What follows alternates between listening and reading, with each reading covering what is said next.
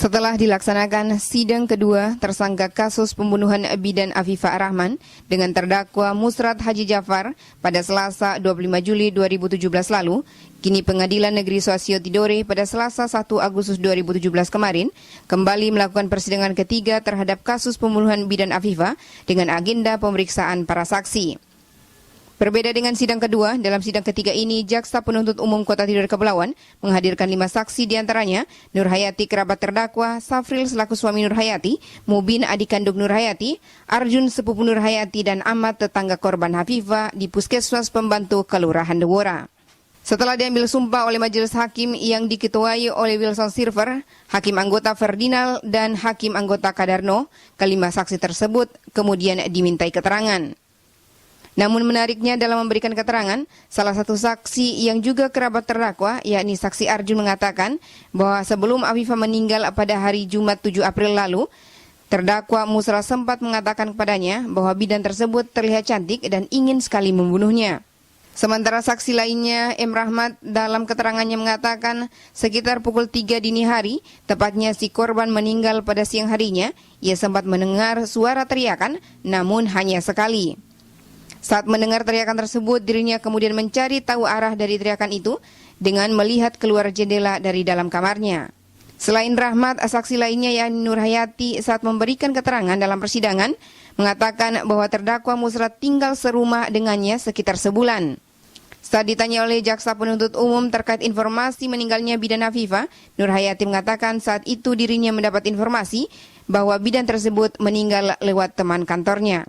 Berikut beberapa keterangan para saksi persidangan kasus pembunuhan bidan Afifah. Saya dengar informasi di mana itu saya kantor, terus ada teman kantor panggil, bilang di kantor kamu ada pembunuhan. Terus saya kaget, pembunuhan siapa? Terus teman kantor bilang ibu bidan, terus saya pikirin mungkin ibu bidan yang di Pustu, dan makin di situ. Terus teman kantor bilang dia itu yang bidan yang lama. Pada saat diberikan ke kepolisian itu pernah tidak ditunjukkan barang bukti, misalnya tali, bukan selain tali, ada baju, gunting, sen, sepatu sen. Saya pernah hubungi dia sekali, hari Kamis, saya pernah kerja. Sudah kejadian pembunuhan? Iya sudah. Saya menelpon dia untuk kasih tahu ke mamanya bahwa kondisi di dua orang meninggal. Karena sebelum ini telepon itu via handphone? Iya, pakai masuk? Iya masuk. Terus saya kasih bilang ke mama kondisi di dua orang meninggal karena adik itu saya meninggal di rumah kondisi. Kasih tahu juga nama korban? Nama korban itu setelah lihat di Facebook baru. Itu selama berapa hari? Ya setelah pulang rumah itu bisa terlihat. Jadi hari itu juga di Facebook sudah tersebar ya, ada pembunuhan bidan Afifah begitu ya? Dari? Jadi tidak tahu sendiri ya? Maksudnya dengan mata kepala sendiri, saudara saksi melihat tidak ada ya? Cuma malamnya itu mendengar kata W dan itu suara laki-laki gitu. Bicara apa? Ini bilang apa? Ini bagus sih. Ini bertemu salah bidan bagus sih. Terus ini bagus sih. Terus ini pembunuh ini apa? Bidan ini pembunuh ini. Bidan ini pembunuh dia enggak? Sementara itu, kuasa hukum terdakwa seusai mengikuti persidangan kepada sejumlah awak media di depan Pengadilan Negeri Suasio mengatakan dari keterangan para saksi yang dihadirkan oleh Jaksa Penuntut Umum, mulai dari persidangan kedua dan ketiga, hanya satu saksi yang dapat diterima oleh pihaknya, yakni saksi Arjun. Kami dari pihak terdakwa Mursat menilai bahwa walaupun saksi-saksi yang dihadirkan ada 5, tapi menurut kami cuma satu saksi yang dapat kami ambil, yaitu saksi Arjun.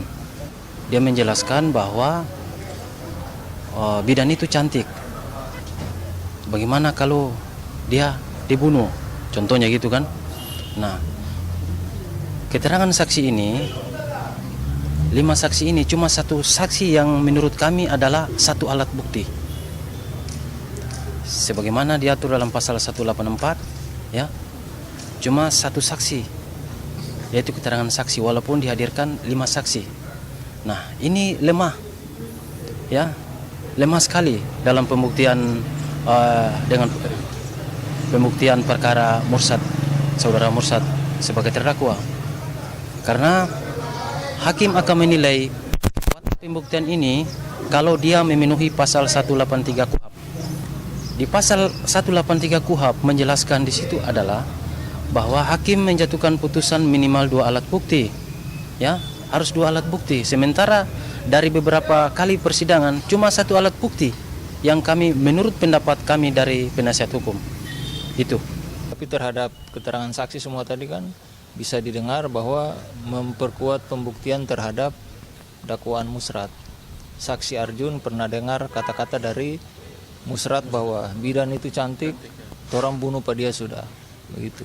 Gunting yang dijadikan barang bukti juga kan dikenal sama saksi-saksi, gunting yang ada dalam rumah. Begitu. Kalau alat bukti kan 5, keterangan saksi, ahli, surat, petunjuk dan keterangan terdakwa. Kalau barang bukti yang kayak tadi, gunting, tali, batu, potongan seng, itu barang bukti. Demikian TV Online Tidore melaporkan.